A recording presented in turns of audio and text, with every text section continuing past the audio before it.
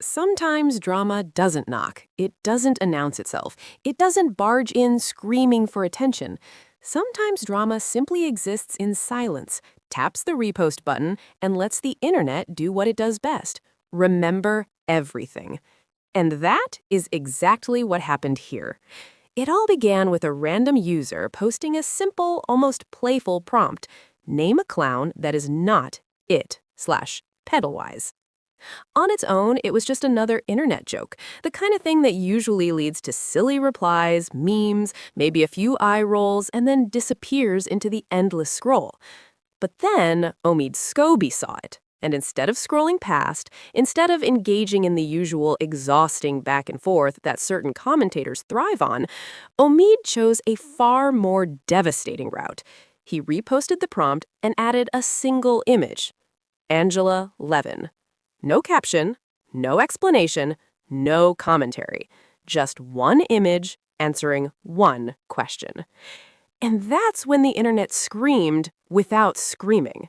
Because let's be very honest here, this moment did not come out of nowhere. This wasn't random cruelty. This wasn't unprovoked shade. This was the result of years of pattern behavior finally being acknowledged without words.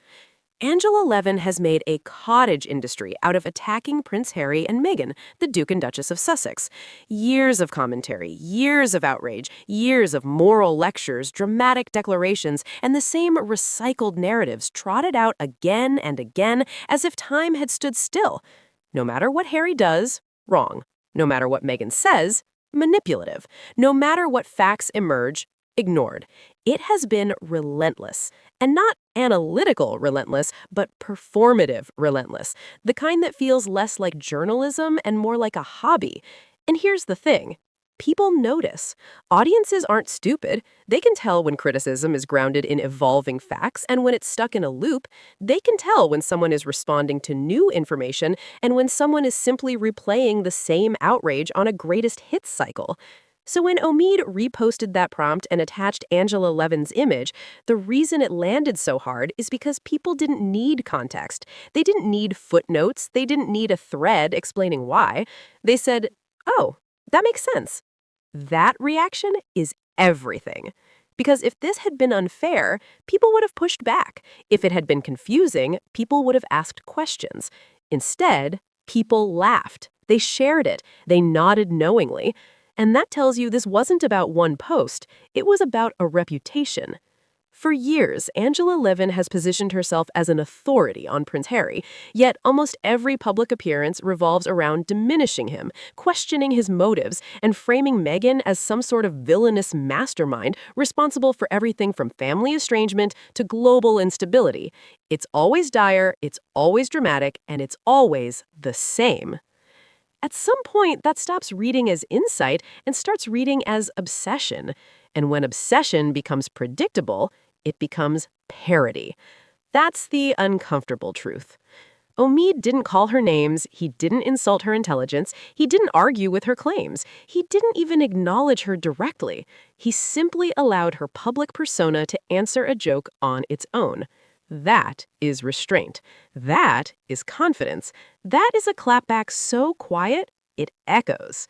And let's talk about why this clapback is so glorious.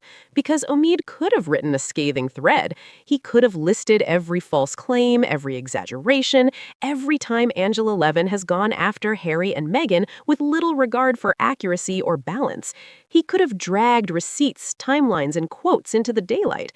But that would have required effort. And this moment didn't deserve effort. Instead, Omid treated the situation with the level of seriousness it warranted, which was very little. He responded with humor, subtext, and a refusal to engage on her preferred battlefield of endless outrage. That's devastating because people like Angela Levin thrive on confrontation. They thrive on being taken seriously as critics. They thrive on being responded to, argued with, and centered. What they do not thrive on is being laughed at and dismissed. And that's what this was: dismissal. By reposting the image without commentary, Omid sent a clear message. I don't see this as serious journalism anymore. And once that perception takes hold publicly, it's almost impossible to undo. Because from that point forward, every rant is viewed through a different lens. Every dramatic claim feels exaggerated. Every attack sounds shriller than before. The authority evaporates, replaced with skepticism, and worse, amusement. And the silence afterwards? That's the real power move. No follow-up, no clarification, no apology tour, just business as usual. That silence says, I said what I needed to say. Or more accurately, I didn't need to say anything at all. And if anyone felt targeted, offended, or outraged by a repost with no words, that reaction came from within. Because nothing was stated outright, an image simply responded to a prompt. If you see yourself in that response, that's self-recognition, not defamation. The internet understands this instinctively. That's why the replies weren't angry. They were amused. That's why people didn't rush to defend. They laughed, shared, and moved on. And that's the most brutal outcome for someone whose entire platform depends on being taken seriously. There was a time when Angela Levin's commentary might have been treated as authoritative by default. But times change. Media literacy has evolved. Audiences cross-check. Archives exist, and the Sussexes' story has been told from many angles now, not just the loudest or most repetitive ones. So when someone continues to attack Prince Harry and Meghan with the same intensity, the same framing, and the refusal to adapt, it starts to feel less like critique and more like obsession frozen in time. And that's when satire finds you. Omid didn't create that moment. He recognized it. He trusted the audience to understand it, and they did. This wasn't bullying, it wasn't harassment, it was cultural commentary using humor instead of hostility. It was a reminder that not every response requires a megaphone. Sometimes a mirror does the job far better. And let's be honest, the reason this clapback feels so satisfying is because it's earned. Years of attacks, years of smears, years of exaggerated narratives aimed at Harry and Meghan have culminated in a moment where the response wasn't anger, but laughter. That's growth. That's evolution.